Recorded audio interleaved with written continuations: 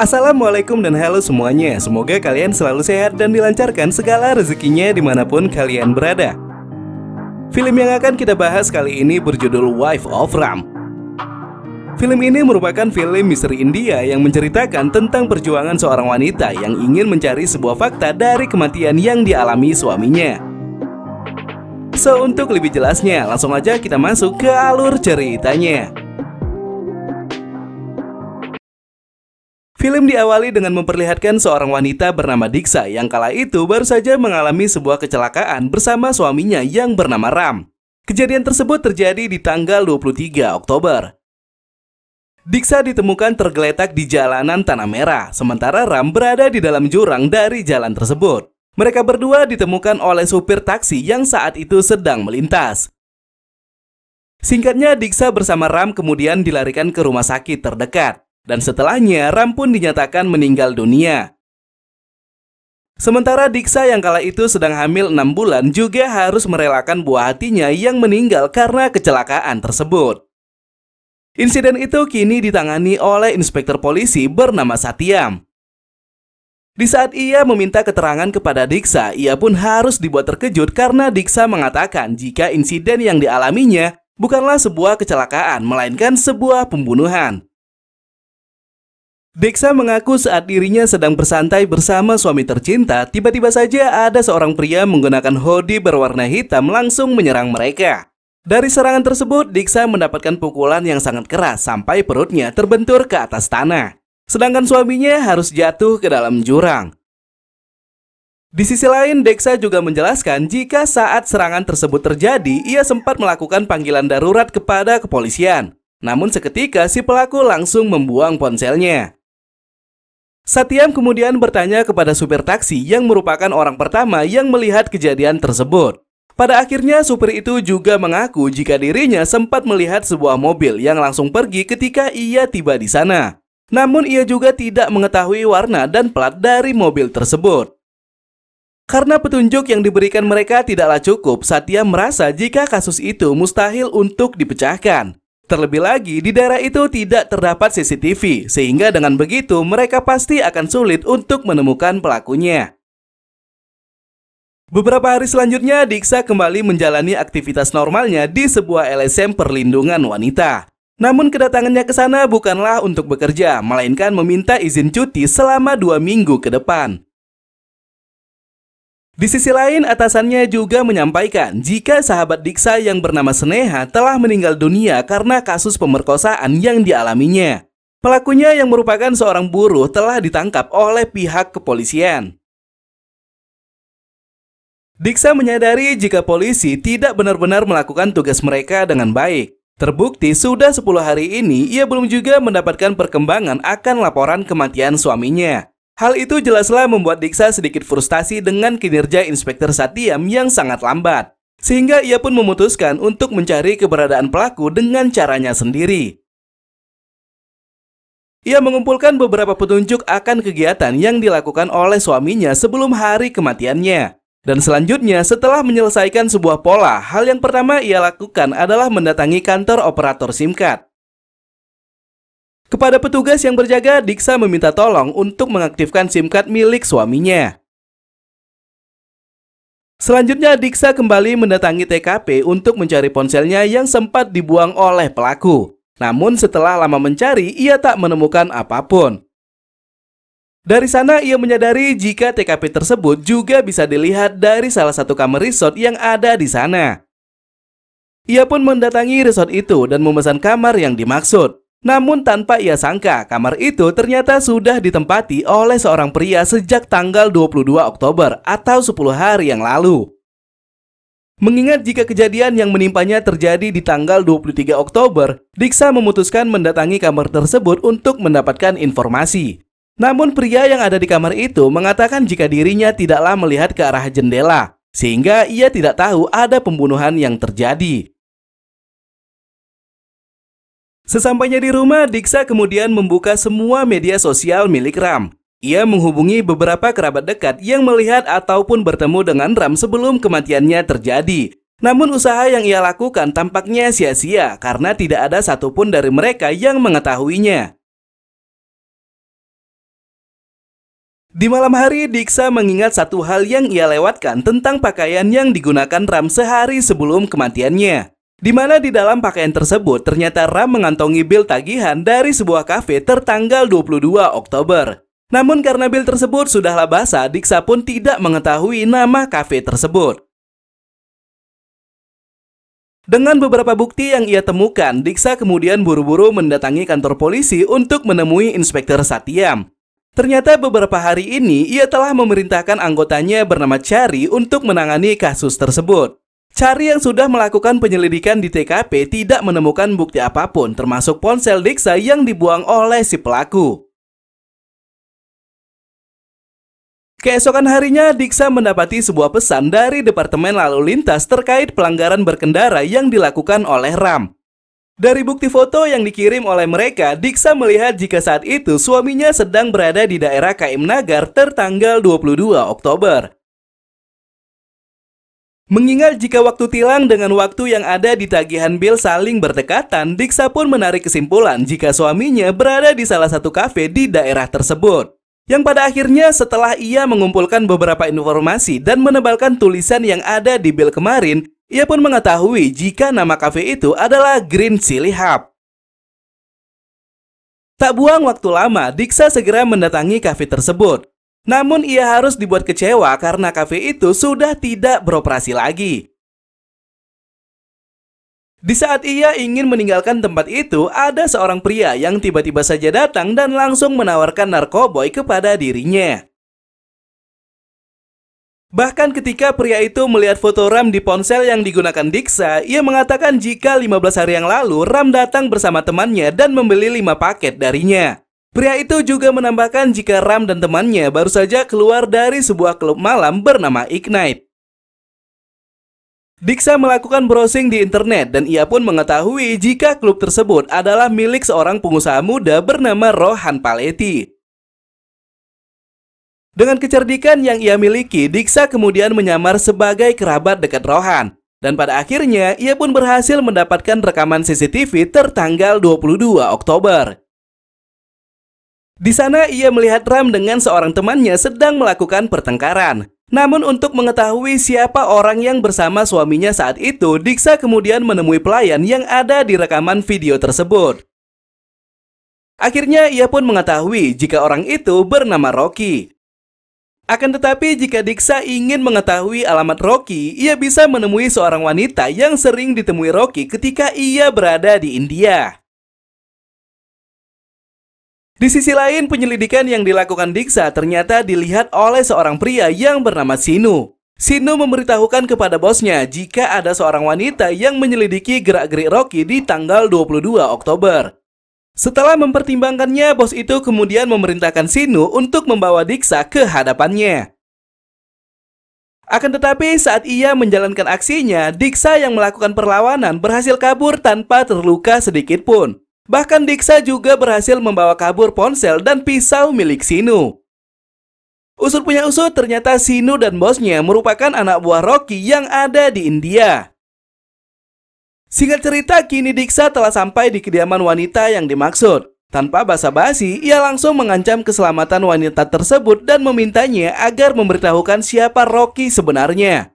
Yang pada akhirnya diketahuilah jika Rocky adalah seorang pria bernama asli Rakesh Polu. Di saat yang bersamaan, pria operator SIM card datang dan memberikan SIM card milik Ram yang telah selesai ia kerjakan. Dan dari SIM card tersebut, Diksa pun berhasil mengetahui percakapan di antara suaminya dengan Rocky melalui pesan WhatsApp. Di salah satu pesan yang dikirim Rocky terdapat sebuah ancaman yang bertuliskan "Kau akan mati". Diksa kemudian menyusun seluruh aktivitas Rocky dari halaman Facebooknya. Dan kemudian tersimpulkan sebuah statement seperti berikut. Yang pertama, tanggal 19 Oktober, Rocky terbang dari Bangkok menuju India. Tanggal 22 Oktober, ia bersama Rocky ke sebuah klub malam dan membeli narkoboy. Dan tanggal 23 Oktober, ia kembali lagi ke Bangkok pada malam hari. Dengan semua bukti tersebut, Diksa kemudian segera memberitahukan hal itu kepada Chari. Chari sedikit terkejut dengan penyelidikan yang dilakukan Diksa ternyata sudah berjalan sejauh itu. Namun walaupun begitu, semua yang disampaikan oleh Diksha hanyalah sebuah argumen yang tidak disertai dengan barang bukti.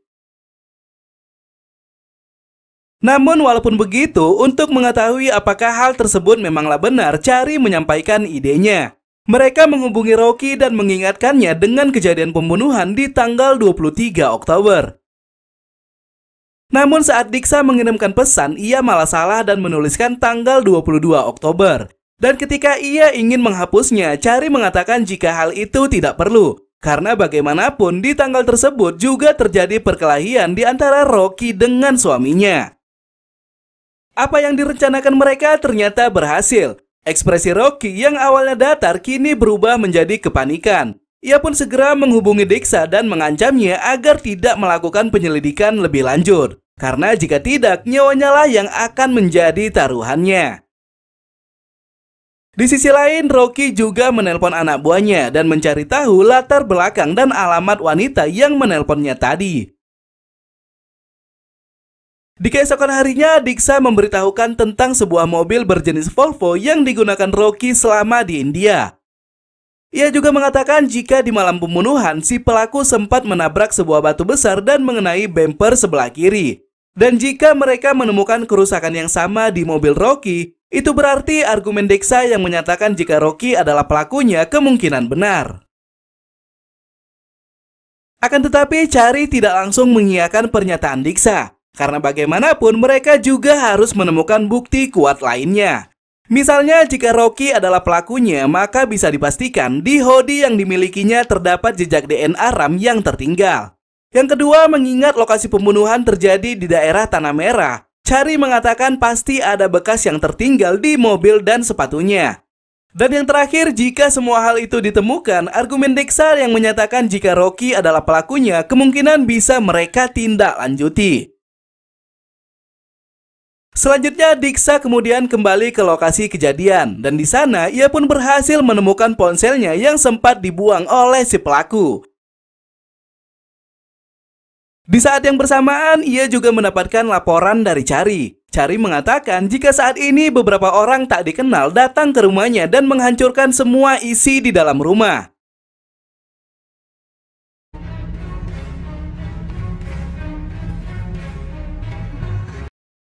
Keesokan harinya, setelah kepolisian membantunya menyelesaikan semua masalah yang menimpanya, Chari kemudian datang untuk memberikan laporan pengaduan yang akan ditangani oleh Diksha.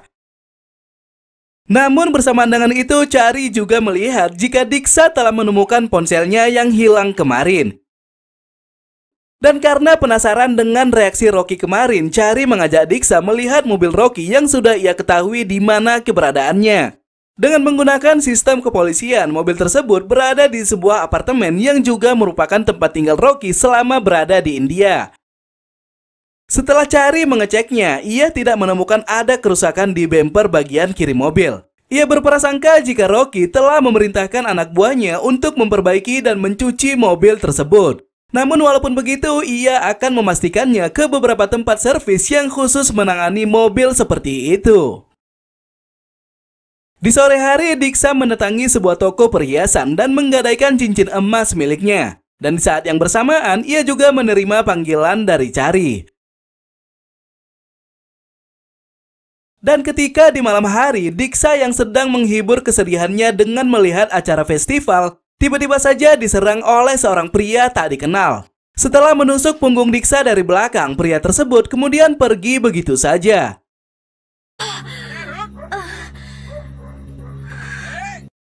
Diksha yang berdarah kemudian segera dilarikan ke rumah sakit. Di sana, ia ditemui oleh Inspektur Satyam yang baru saja mengetahui serangan tersebut. Setelah beberapa saat, Diksha menyampaikan sebuah pengakuan yang mengejutkan Inspektur Satyam. Diksha mengeluarkan ponsel miliknya dan sebuah cincin emas yang ia temukan di lokasi kejadian. Dari bentuk cincin tersebut, kemungkinan pemiliknya adalah Rocky. Hal itu ia ketahui dari sebuah foto yang diunggah Rocky di kanal Facebooknya. Selama ini ia tidak mengetahui jika suaminya memiliki hubungan dekat dengan Rocky. Namun walaupun begitu, setelah ia melihat perkelahian suaminya dengan Rocky di klub malam, ia pun menyimpulkan jika mereka terlibat suatu masalah yang serius sampai akhirnya Rocky memutuskan melakukan pembunuhan kepada suaminya. Dan untuk memperkuat pernyataannya, Diksa memerintahkan Inspektur Satyam untuk mengecek semua bukti yang disembunyikan oleh Rocky selama ini. Yang pertama adalah jejak tanah merah di mobil Volvo dan sepatu miliknya. Yang kedua, jejak DNA yang tertinggal di hoodie berwarna hitam yang digunakan oleh Rocky di malam pembunuhan. Dan jika semuanya benar-benar ditemukan, maka argumennya yang menyatakan jika Rocky adalah pelakunya tidaklah salah. Mendengar hal itu, Satyam segera bergerak memberi perintah kepada anggotanya. Dan setelah diperiksa semuanya, terbukti apa yang dikatakan oleh Diksa adalah kebenaran. Di sisi lain, ternyata Inspektur Satyam juga mengenal baik orang tua Rocky yang merupakan pengusaha ternama di India. Ia kemudian memberitahukan semua masalah terkait yang dihadapi Rocky saat ini. Dan setelah orang tuanya meminta penjelasan kepada Rocky, Rocky pun mengakui jika ia memang melakukan sebuah pembunuhan. Tak mau anaknya menjadi tersangka, orang tua itu kemudian meminta Satyam untuk menawarkan sejumlah uang kepada Diksa agar ia mau menutup mulut dan melupakan kasus tersebut. Ia juga menambahkan agar Satyam membuat bukti palsu dan menyatakan jika korban memiliki hutang kepada Rocky dengan jumlah yang cukup banyak. Nantinya jika Diksa menolak tawaran darinya, maka Diksa harus mengembalikan uang tersebut secara langsung. Mengingat jika jumlah uang yang diminta cukup banyak, Diksa merasa tidak sanggup untuk melunasinya, dan ia pun terpaksa menyetujui permintaan mereka. Namun sebelum ia benar-benar mengakuinya, ia meminta agar Satyam mendatangkan Rocky ke hadapannya, karena bagaimanapun akan ada hal yang ingin ia sampaikan terkait pembunuhan tersebut. Keesokan harinya, Chari yang baru saja mendengar kabar terbaru terkait kasus yang dihadapi Diksa, kemudian tiba di kediamannya. Ia tahu jika semua bukti yang diserahkan Diksa kepada Inspektur Satyam semuanya adalah kebohongan. Di mana cincin emas yang diserahkannya sebenarnya bukanlah milik Rocky, melainkan sebuah cincin yang sudah dipersiapkan Diksa sendiri. Hal itu ia ketahui ketika ia menelpon Diksa kemarin. Ia mendengar pemilik toko yang menyebutkan nama toko emas dengan sangat keras. Kemudian penyerangan yang menimpa Diksa di malam kemarin membuat kecurigaan kepada Chari. Karena bagaimanapun jika orang yang sama melakukan penyerangan untuk kedua kalinya, tidak mungkin ia bisa melewatkan korban selamat begitu saja. Ditambah lagi saat ini kepolisian membenarkan tentang kerusakan mobil Rocky dan jejak tanah merah di ban dan sepatu miliknya. Padahal nyatanya saat Chari memeriksanya, ia tidak menemukan kerusakan dan bukti apapun. Yang akhirnya karena tidak bisa mengelak lagi, Diksa pun terpaksa mengakui semuanya. Semua barang bukti yang mengarah kepada Rocky sebenarnya dialah yang menciptakannya. Mulai dari jejak tanah di ban dan sepatu milik Rocky dan kerusakan bemper di bagian kiri mobilnya. Diksa juga diam-diam masuk ke dalam apartemen Rocky dan mengambil sidik jarinya. Dan untuk memperkuatnya, ia juga meletakkan rambut suaminya di hoodie hitam milik Rocky. Selanjutnya, tanpa sepengetahuan tetangga dan orang-orang sekitar, Diksa menghancurkan semua barang-barang yang ada di dalam rumahnya. Ia menempelkan sidik jari Sinu dari pisau yang ia dapatkan saat penyerangan di klub malam kemarin. Setelahnya, ia meminta bantuan kepada seorang pria yang tak sengaja ditemuinya di kantor polisi.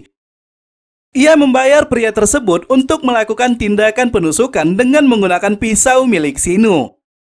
Sehingga dengan semua bukti palsu itu, polisi pun mengklaim jika pembunuhan yang terjadi kepada Ram dan penyerangan yang menimpa Diksa adalah perbuatan Rocky dengan anak buahnya.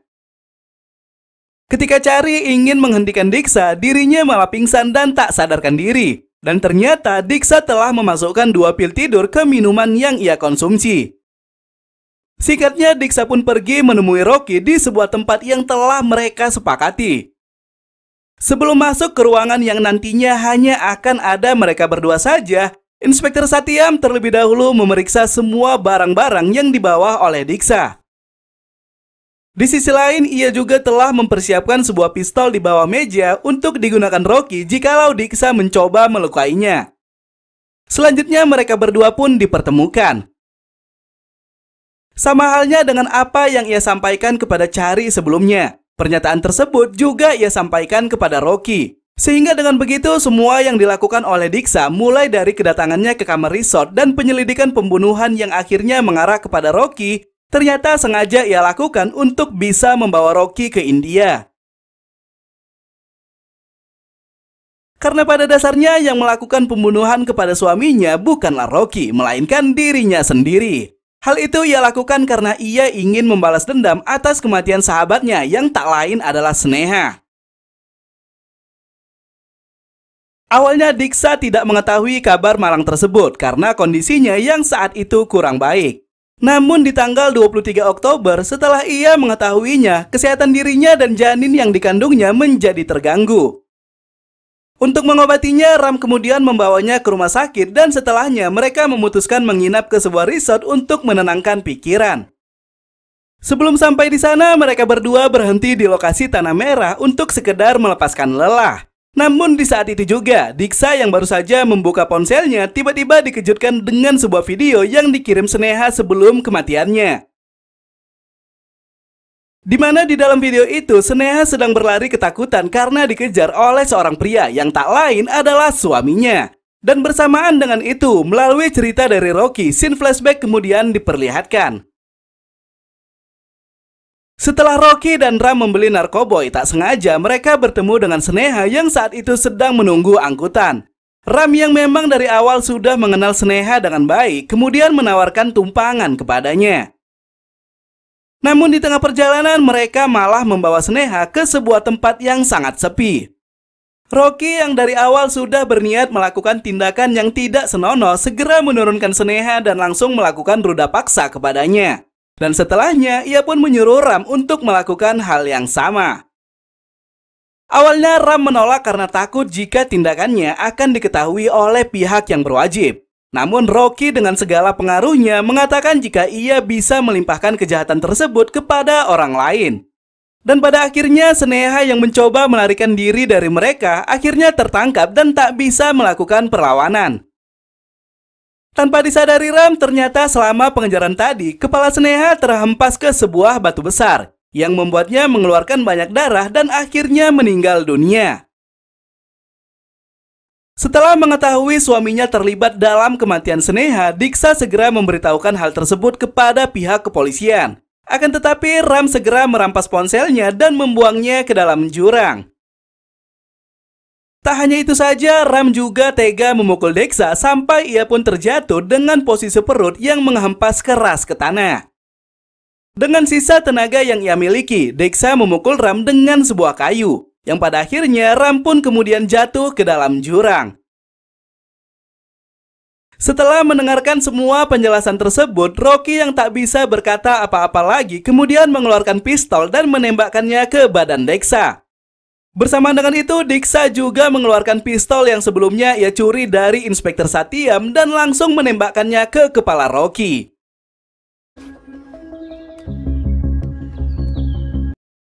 Di luar, Inspektur Satyam yang mendengar kegaduhan tersebut segera masuk ke dalam untuk memeriksa kekacauan yang terjadi. Namun pada akhirnya ia pun juga harus tewas dengan sangat mengenaskan. Setelah semua insiden itu selesai, Chari yang datang ke lokasi segera menyiapkan laporan atas semua kejadian tersebut.